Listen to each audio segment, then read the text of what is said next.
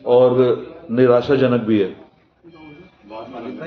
हाँ, गंभीर इसलिए है कि जो चीज़ हम लोगों ने कभी सपने में भी नहीं सोची थी वो चीज़ हमारे सामने हमें देखने को मिली।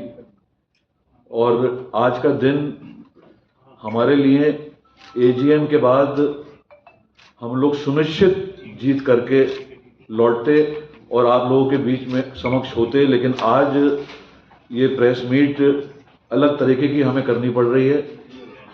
इसका करने का मकसद यह है कि आप लोगों को हम जो ईपीसीएच के इलेक्शन में जिस तरीके की भी परेशानी आई है इलेक्शन को रोकने में, उससे हम लोग आपको कोई रिपोर्ट किए बिना और अगर आपका कोई चुनावी सवाल प्रक्रिया होगा, का निलंबन तो करना सवाल का हम लोग चुनावी दिशा निर्देश जवाब देंगे।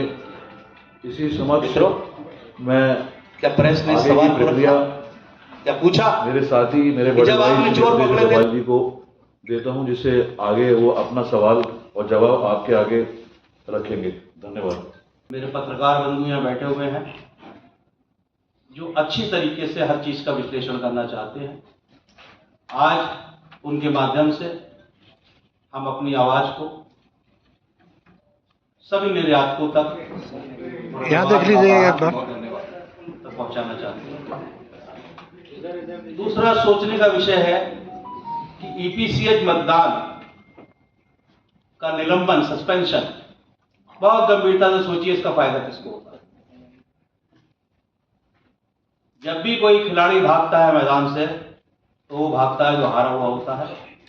मैं आप सबको बधाई देना चाहता हूं कि आप लोग बहुत आगे चल रहे थे और आप आगे भी आने वाले समय में भी आप आगे चलेंगे, चाहे कोई कितना भी निलंबन का प्रयास कर रहे। लेकिन महत्वपूर्ण ये है कि ये निलंबन क्यों, ये मामला रफा दफा क्यों। मैं आपके समक्ष बताना चाहता हूं कि ईपीसीएच की प्रशासनिक समिति का चुनाव हर वर्ष 6 सदस्यों को निर्यातकों द्वारा चुनने के लिए कराए जाते हैं। इस वर्ष भी सेंट्रल रीजन की 2 सीट समेत पूरे भारत से 6 सीटों पर चुनाव हो रहा है। इन 2 सीटों में मैं और श्री नीरज खन्ना जी एमएचईए व एसपी ओर से खड़े हैं।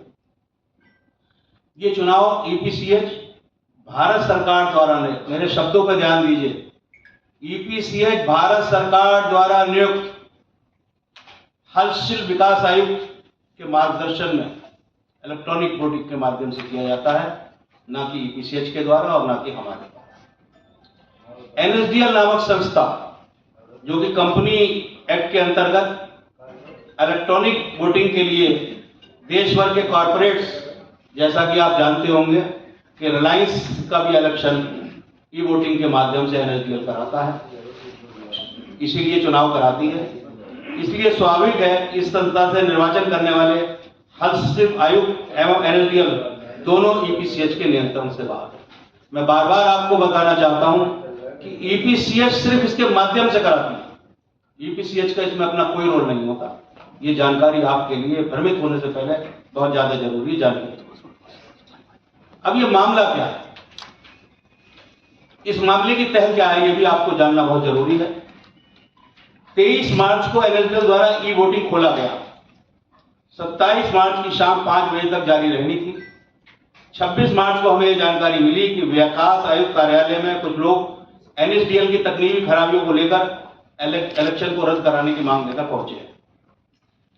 इस विषय को गंभीरता से लेते हुए हमने इस पर संज्ञान लिया। ऐसा इसलिए क्योंकि हम मतदाताओं के संपर्क में रहकर उन्हें वोट देने के लिए प्रेरित करने में व्यस्त थे। इसलिए हमें कभी भी ऐसी टेक्निकल विषय में चौंकाने वाले तथ्य हमारी सोच से परे था। इससे पहले कि मैं आपको टेक्निकल वाणी को विराम दूं, मैं बताना चाहूंगा कि धीरे धीरे टाटा, बिरला, रिलायंस इनके इलेक्शन कराती है, उसके ऊपर संदेह करना हमारी सोच से परे है। हमने इस विषय की गंभीरता को जानने के लिए इलेक्शन कमेटी के चेयरमैन एसके झा के सामने विकास आयुक्त कार्यालय में तुरंत एक रिप्रेजेंटेशन के माध्यम से अपना पक्ष रखा, ताकि इस पर कोई भी निर्णय हमें सुने बिना या हमारे द्वारा इस विषय को समझे बिना ना लिया जा सके।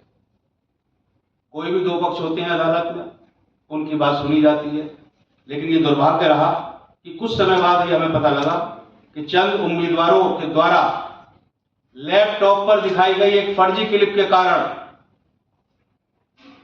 इलेक्शन कमेटी ने इसकी वोटिंग को निरस्त कर दिया। हम लोगों को ये समझते हुए देर नहीं लगी कि चुनाव का निलंबन किस कारण से किया जा रहा है। कोई ना कोई कमी निकाल के इस चुनाव का निलंबन कराना था ताकि हमारी जीत सुनिश्चित ना हो सके।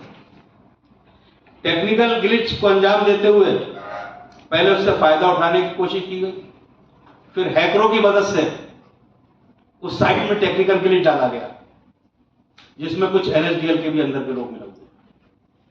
हम ये बात पूरी गंभीरता के साथ कह रहे हैं। हम आज अगर 2 दिन बाद आपके सामने बैठे हैं तो प्रमाणों के साथ बैठे हैं, कोई जवानी जमाखर्ची के लिए नहीं बैठे हैं।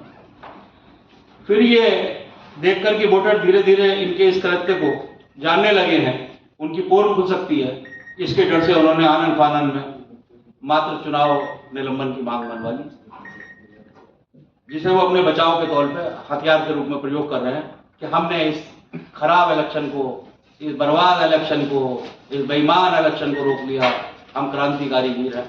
मैं उन वीरों को नमन करता हूं जिन्होंने ईपीसीएच के इतने बड़े इतिहास में ये पहली दफे कार्य किया है। मेरा उन वीरों को नमन है, उनकी वाणी को नमन है कि जिस घर में खाते हैं उसी में छेद करने का बड़ा सुंदर प्रयास करें। इसका जवाब प्रेस और मीडिया के माध्यम से भी वो उनसे ले। टेक्निकल ग्लिच या रिंगिंग जैसे कृत्य वोटिंग की प्रक्रिया में दंडनीय अपराध। जब किसी के यहाँ साइबर क्राइम होता है, जब किसी के पैसे अकाउंट से निकाले जाते हैं, आदमी कितने वोट डाल, उसको सुलटाया नहीं जाता है, उसके खिलाफ रिपोर्ट कराई जाती है। आपको पता है इन लोगों ने कहीं कोई रिपोर्ट दर्ज कराई, कोई एफआईआर दर्ज कराई, कोई पुलिस कंप्लेंट